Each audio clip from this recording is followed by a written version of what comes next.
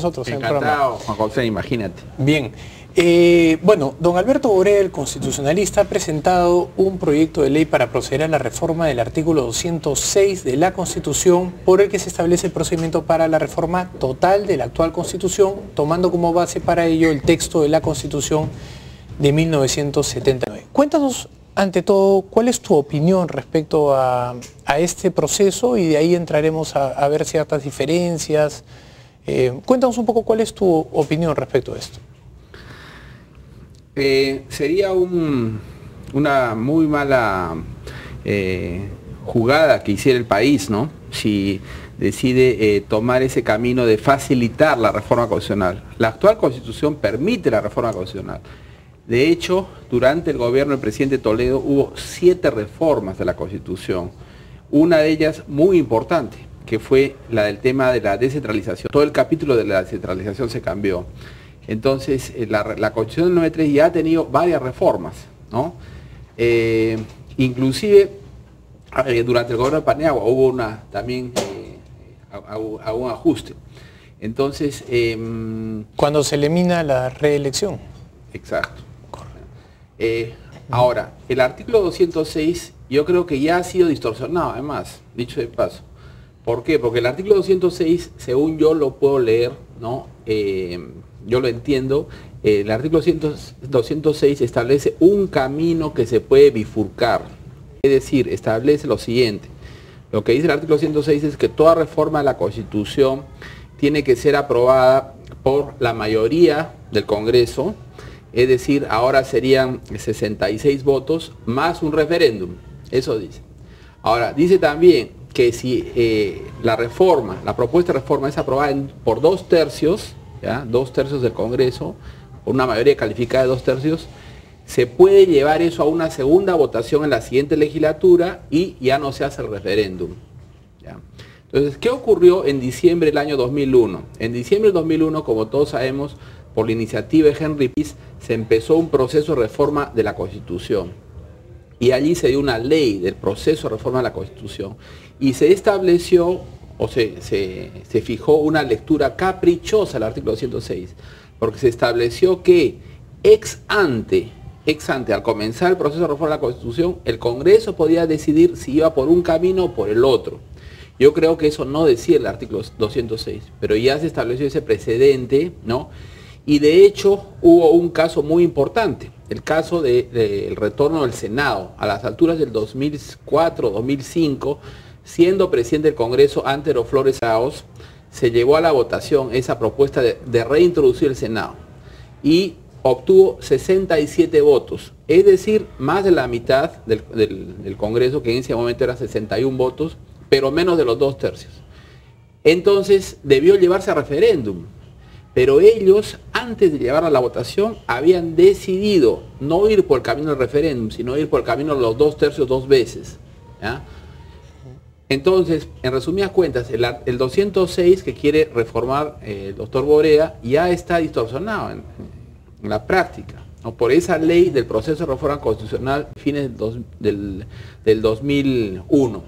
¿Cuál es el sentido de esa distorsión? Lo que quiere el Congreso desde entonces es evitar el referéndum. Se mueren de miedo del tema del referéndum los congresistas, ¿ya? Porque muy probablemente lo perderían. Hay que hacer notar que de las 12 constituciones que ha tenido el Perú, la única aprobada por referéndum ha sido la Constitución del año 93. Quienes impugnan la legitimidad de esa Constitución debieran dar una explicación al respecto. Entonces, exactamente, ¿qué es lo que busca esta reforma? Al cambiar el 206, ¿qué es lo que propone? Lo que está proponiendo, la verdad, es una flexibilización hacer más fácil la reforma todavía de lo que ya es, ¿no?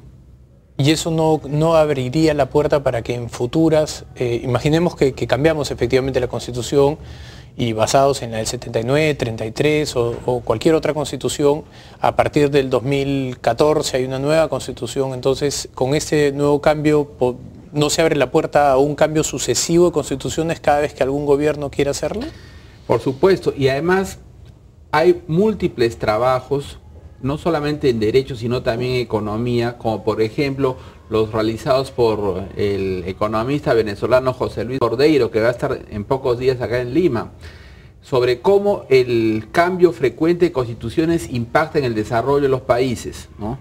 Y la correlación que hay entre una cosa y otra es clarísima, ¿no? El Perú ha cambiado 12 veces, en Latinoamérica en general se cambia mucho las constituciones y eso hace un tremendo daño a la economía, ¿no? Yo imagino que la relación debe ser por la calidad institucional, la relación que existe entre instituciones y crecimiento económico. Por supuesto, eso implica un cataclismo institucional, ¿no? Una reforma parcial es un terremoto y una reforma total como la que se está pretendiendo es un cataclismo institucional. Hay que decir también lo siguiente, ya hemos tenido el caso del 2001-2003, ¿no? El proceso de reforma total de la Constitución que se emprendió en diciembre del 2001 abortó en enero del 2003, cuando ya se tenía un nuevo título 1, 2 y 3, se quedaron en el debate del título cuarto. Pero ese año, ¿no? El 2002, se tuvo un crecimiento bastante mediocre, ¿no? Para lo que vino después. La razón de ese desempeño mediocre en la economía peruana fue que estaba en vilo el orden constitucional del año 93. Entonces basta que se esté poniendo este tema en juego, ya se está haciendo daño en este momento a las inversiones, se está haciendo más pobres a los pobres en el Perú. Muy bien, quisiera pasar entonces a conversar un poco sobre la Constitución del 79 y la Constitución del 93, porque en este programa hemos estado con el doctor Borea. Lo que él sostiene es que la Constitución del 93 nace en medio de una dictadura y sobre todo que es una Constitución que está hecha para perpetuar una dictadura. Yo diría que fue en medio de una blanda. Dictadura fue la de Velasco, con la que aparentemente él simpatiza, porque esa dictadura se robó los medios de comunicación en el año 74, empezando por los canales de televisión en el año 71, ¿no? Para empezar, hizo la reforma agraria el año 69, la dictadura de Velasco, ¿no? Hizo la reforma en la empresa, con la participación laboral obligatoria en las utilidades, en la gestión y en la propiedad, cosa que consagró la Constitución del 79. O sea, dictadura fue la de Velasco. Cuéntanos un poco cómo fueron los orígenes de ambas constituciones para entender un poco cómo nacieron, porque Perú venía de una senda institucional bastante estable, digamos, porque veníamos con una constitución desde 1933 hasta el golpe del 68. Cuéntanos un poco cómo fueron los orígenes de las constituciones del 79 y del 93 para entenderlo mejor. Bueno, a mí me gusta ir en la historia constitucional peruana del año 1860, que claramente ha sido la mejor constitución que ha tenido el Perú. Lamentablemente esa constitución se quebró en 1920, ¿no? Con la Constitución de Leguía. Esta constitución está muy claramente hecha a la imagen y semejanza de Leguía, del gobierno de Leguía, y ya empezó a dar unos pasos en la dirección socialista. La Constitución del 60 era claramente liberal. Ahora, la del 33, que a la salida de Leguía, tuvo una serie de temas inconvenientes, ¿no? Por ejemplo, los 6 años de gobierno, que en realidad es una reforma que hace Benavides un poco más adelante, el año 39. Ahora, la Constitución del 33 tiene dos grandes traumas, ¿no? en su proceso de aplicación. Uno es el problema del 48 de Bustamante y Rivero, y el otro, el grande, es el año 68 con Belaúnde, ¿no? Para no hablar del intermedio del año 62. O sea, que la vida de la Constitución del 33 fue bastante penosa. Pero empieza el gobierno de Velasco el 68, ¿no? Y dura el gobierno militar 12 años. Es el más largo paréntesis que se ha tenido al orden constitucional en el Perú. Eso es algo que pocas personas reconocen, o pocas personas con las que he tenido la oportunidad de conversar pueden reconocer, que cuando se da el golpe de Estado en 1968, básicamente nos ponemos en un limbo constitucional. Nos comenzamos a regir en base a un estatuto militar y en base a simplemente a documentos que emitía la Junta, ¿no?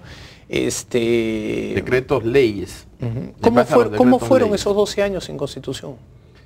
Bueno, fueron absolutamente espantosos, ¿no? Se destrozó el Perú, ¿no? El Perú, que era un país que representaba una gran promesa, ¿no? Bueno, se viene abajo el Perú, no inmediatamente, porque en los 7 años de Velasco se quemaron las reservas internacionales netas que tenía el Perú, y después se incurrió en el endeudamiento público más irresponsable a partir del año 73. Entonces, si uno ve el crecimiento económico en esos años, ve que fue un crecimiento importante. Básicamente para comprar. Pero era un crecimiento ficto, era mentiroso, ¿no? Era algo totalmente artificial, ¿no? No es equivalente al crecimiento que tenemos ahora. Entonces, cuando empieza el ajuste, pero muy tibio, ¿no? La vuelta a la realidad, pero de una manera muy temerosa, es con Morales Bermúdez, ¿no? El año 77 convoca a Walter Piazza a ser ministro de Economía y 50 días dura Piazza en el puesto, porque él trata de implementar un programa de austeridad, ¿no? De freno el gasto público, y Morales Bermúdez no lo apoya, ¿no? Entonces, a la caída de Piazza, dicho sea de paso, también contribuye a eso una huelga tremenda que hizo la CGTP, ¿no? Un paro nacional de la CGTP. Entonces ahí es que anuncian la convocatoria de la Asamblea Constituyente.